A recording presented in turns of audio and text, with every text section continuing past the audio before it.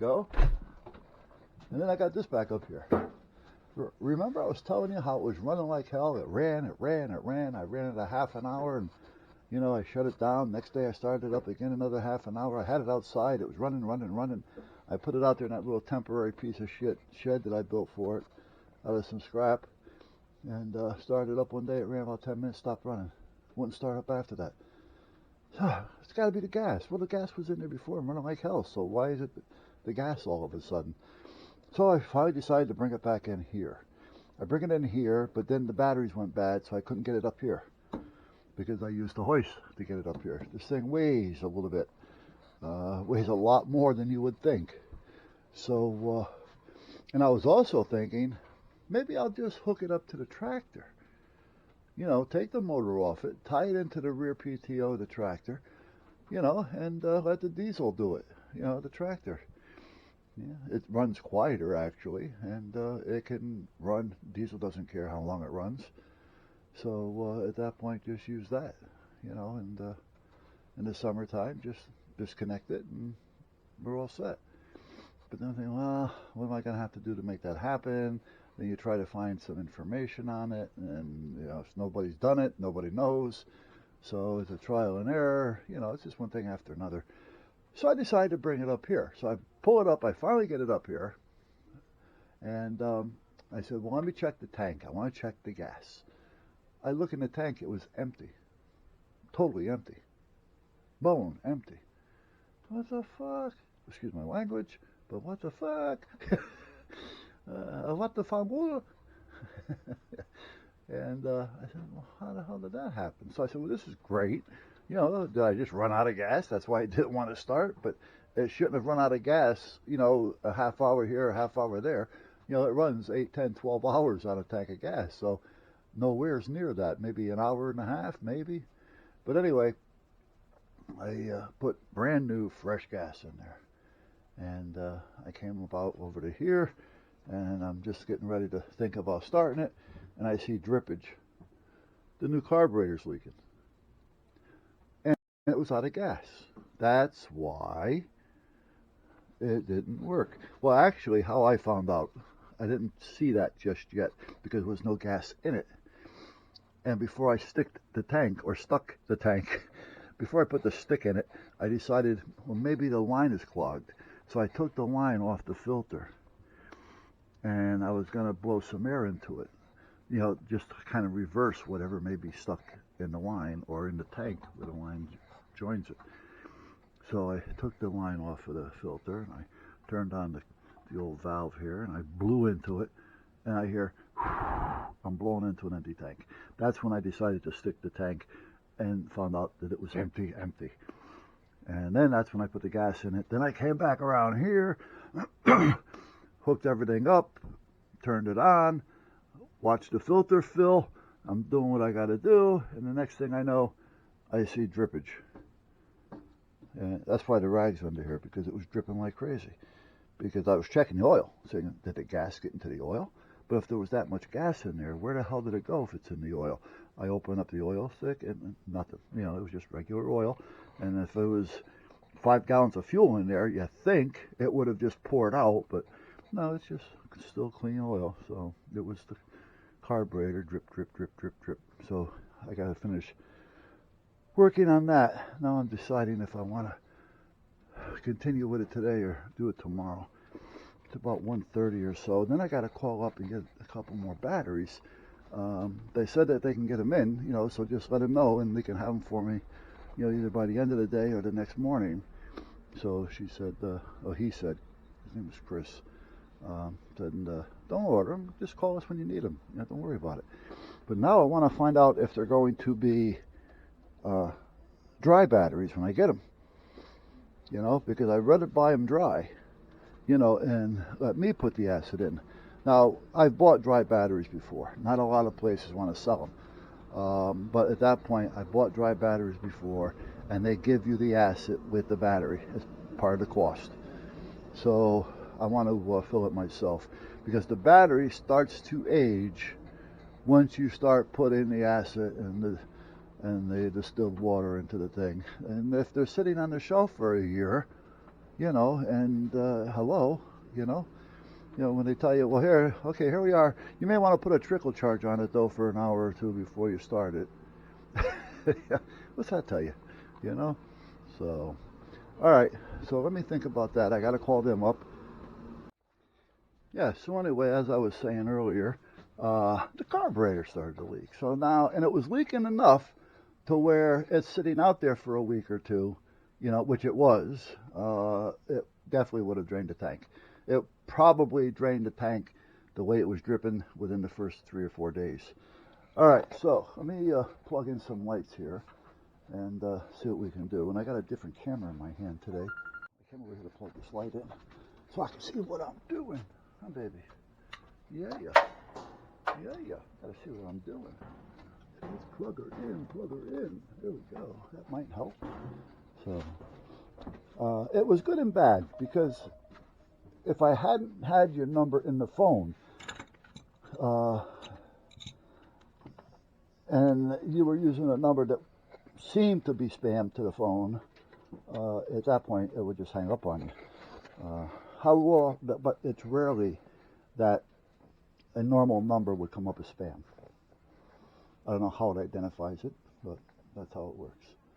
All right. Now, I remember years ago, I gotta get, I'm gonna have to take this off, aren't I? Yeah, because I'm not gonna be able to get to that unless I can get to it through here.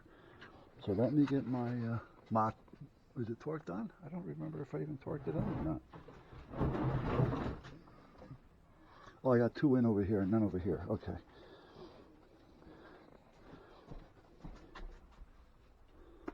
Years ago when I was selling phones, I had the opportunity of, let me put this hammer back. I have no idea. Oh, I know what I was doing with it. Hey, baby, how are you?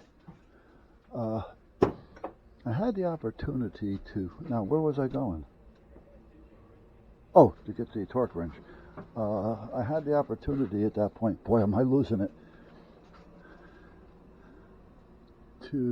is this it? I think that's the one. It doesn't seem, those look a little too small.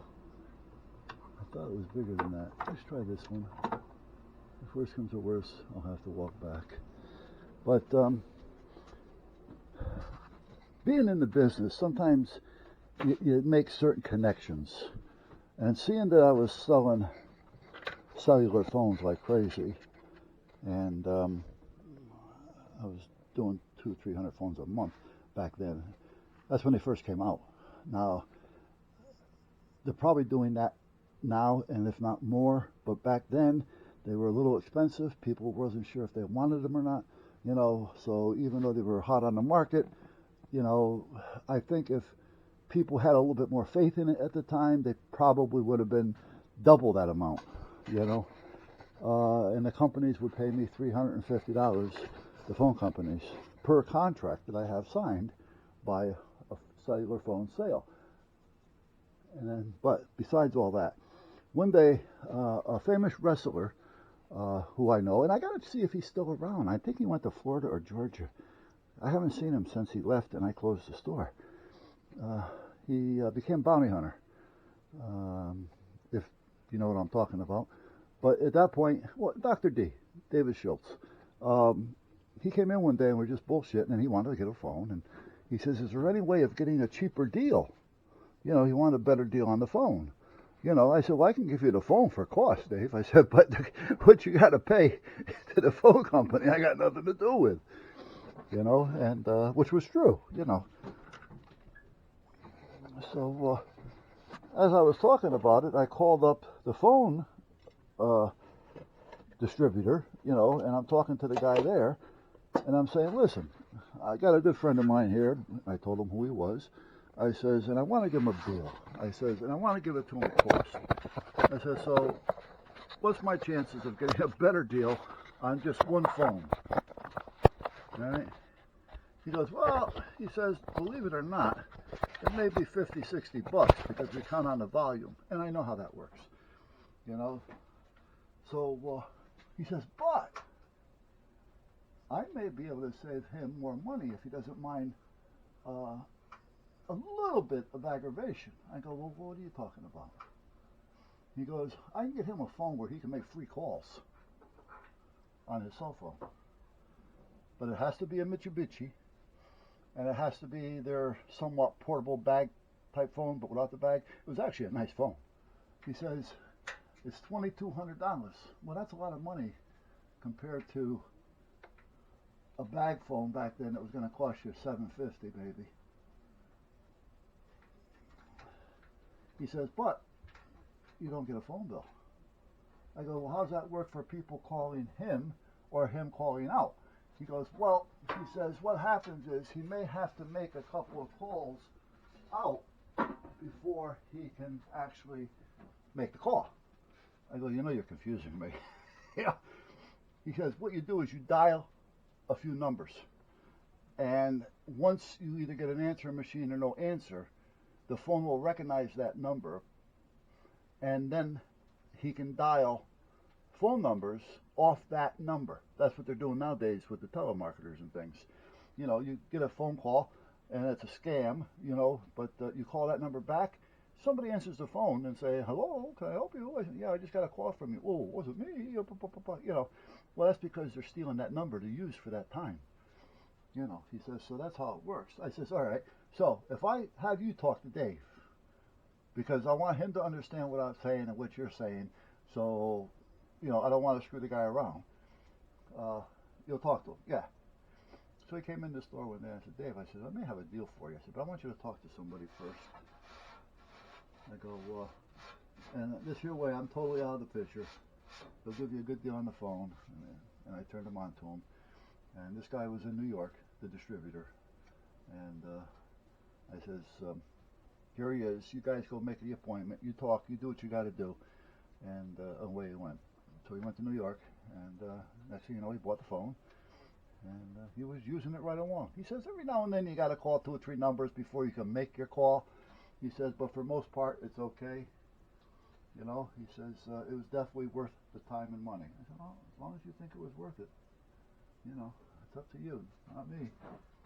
So, all right, so we got that off. Now, I don't know if you're seeing me over here or not. Probably not. So, hold on a minute. Hold on. Let me see what you're seeing. No, I don't think you are. Hey, baby, how you doing? How you doing, babe? How you doing, babe? See, I got to, you know what, let me put this on the other, well, do I have another magnet over here? Yeah, I think I do. Hold on a minute. No, I'm not going anywhere, babes. I'm not going anywhere, babes. Well, I thought I had another magnet over here. What the hell did I do with it? It's probably over here, I just can't see it.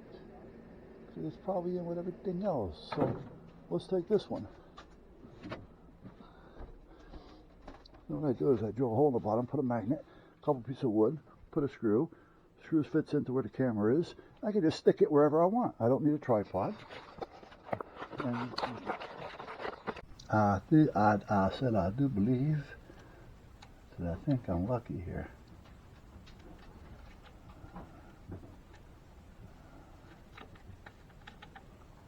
No, apparently not. Well, they fit that.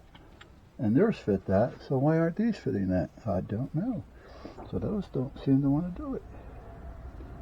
Huh. That's a fine how do you do. The nuts that came off of this fit the bolt. So I found 2 nuts. Okay, so there's that one. 2 nuts to fit the bolt. I'm saying, why don't they want to fit this now?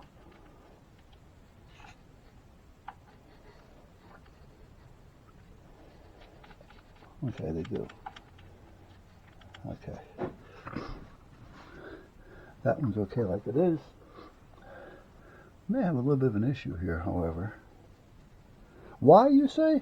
Well, I'm going to tell you. This one has about an 1/8 of an inch of no thread here, which means I got to put a little spacer in there, which means it's going to bring this out more, which means it may not do what I need it to do. So let's try this first. Let's take this off. I got an idea here, guys. I do. Let me go get that. Or did I bring it here? Yeah, I think I did. Yeah, it's here. It's right here in front of me. What did I do with the rubber? Oh, here it is. This may suck that up. This has got to go on this side. So let's put this here and that there.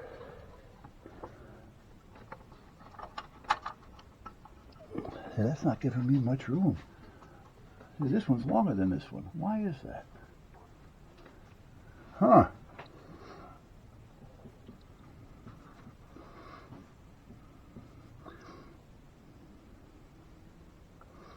I wonder if I really need this. This is just an intake, as that one is.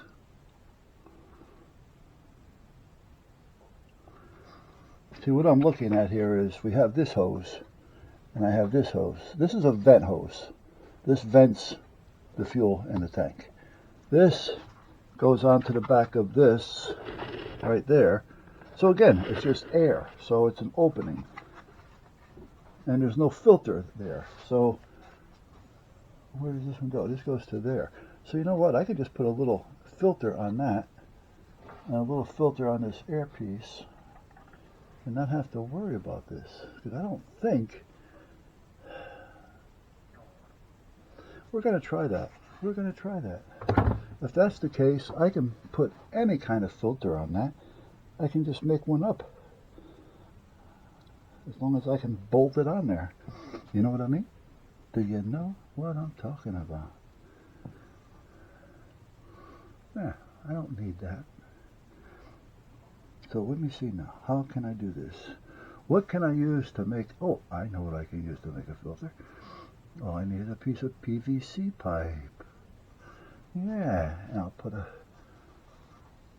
flat cap. I think I have a flat cap for it.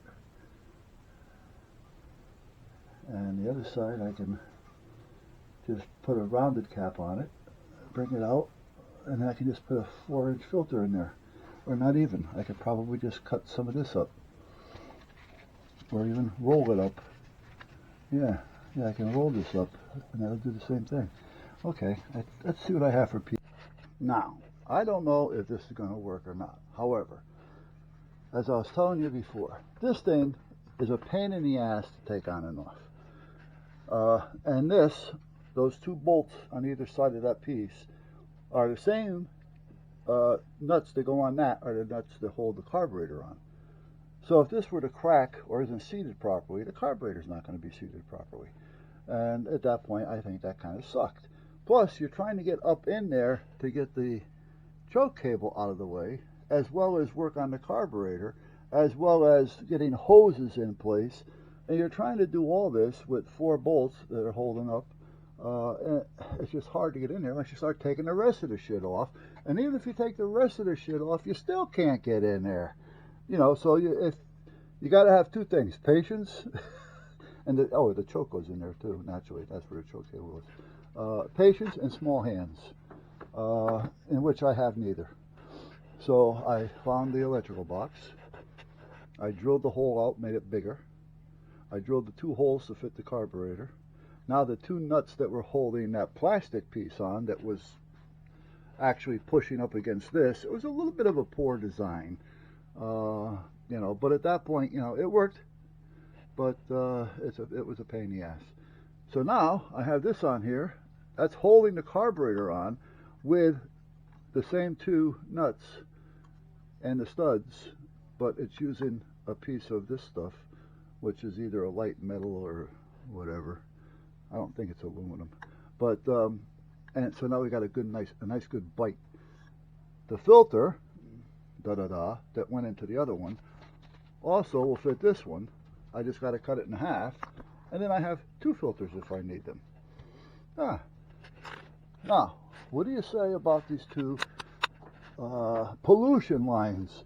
This is an air line that comes out of the tank so that the tank doesn't vapor lock, so to speak.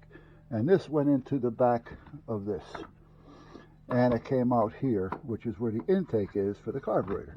So all that's doing is putting the fumes back in to the front of the carburetor so the carburetor will suck it in, and it kind of be less pollution. And the same with this little piece. So if I want to, I can just put them on right here, and I can put a little hole and plug that in there, or I can just not worry about it and just let it pollute. It doesn't do a whole lot of polluting. So, but at that point, that's where I'm at. So if it works, it's going to be pretty good. Now, I have a cap. I have a plate. Now this plate takes the 2 holes. This has 4, but I think I can find it and get those lined up pretty good. Drill a couple holes and do something with it. All right. And I don't think I'm going to have a problem. If so, I can always put some type of a... This plate will not work until, in order for this plate to work, I need to drill a lot of holes in it for the air intake. I have a better idea. See where it is. Come on, let me give you something that's safe to chew on. By the way, if you got pups, dogs, full size, small ones, big ones, keep them away from the rawhide. Because it'll choke them to death if they choke on it. And Darlene's cousin had a dog in Florida. She went to work. She had 3 of them, and her had 3 poodles. She came home. One of them was dead. It choked on the rawhide. They have rawhide that they chop up. They grind it up, and then they put it together with some type of a food substance type glue. Those are okay because they dissolve. These things are great. This is a peanut butter with a yogurt. They have yogurt filled, peanut butter filled, bacon, cheese filled. They're double the length of that, but I break them in half. Here you go. Okay, that is easy to chew. And it's good for their teeth, and it keeps them occupied. So much so where sometimes you actually see pieces of it laying around because they get tired of chewing on it. Alright, so let's go back here again. I'm going to look in my electronic junk, electrical junk. It doesn't have to be metal, but I would prefer it to be. I could probably use Kydex too if I wanted to. That would be nice if I want to change the filter, but again, the same lineup. See, I want one that I can have the holes on the ends, and I know they have them. I may have them myself. I have to look. Yes, I did. I took one of these boxes.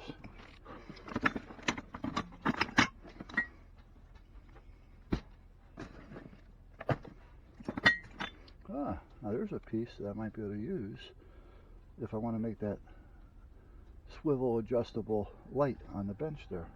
The one that I just put together real quick with wood, just to have it up there for me.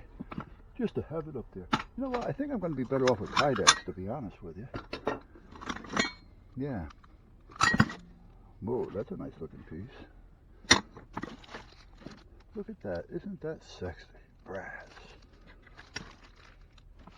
Brass and stainless steel are good to have on your door handles. That's why a lot of companies or businesses have them. Well, they last longer too. But any type of bug or germ that somebody may have and touch the handle, it can't survive on the brass or the stainless. Now, what's this one? Oh, it's another door. Another door? You know what? I think I'm going to use Kydex. I think I'm actually going to be better off with the Kydex. Yes, I do. I do it. Oh, wait a minute now. Remember I saved those 2 pieces. I gotta see where I saved them at. Let me see. Let's put this stuff back here for now. Look at that Mama Jamba switch. There you go. Alright, let's hey baby, how you doing? What did I do with those 2 pieces?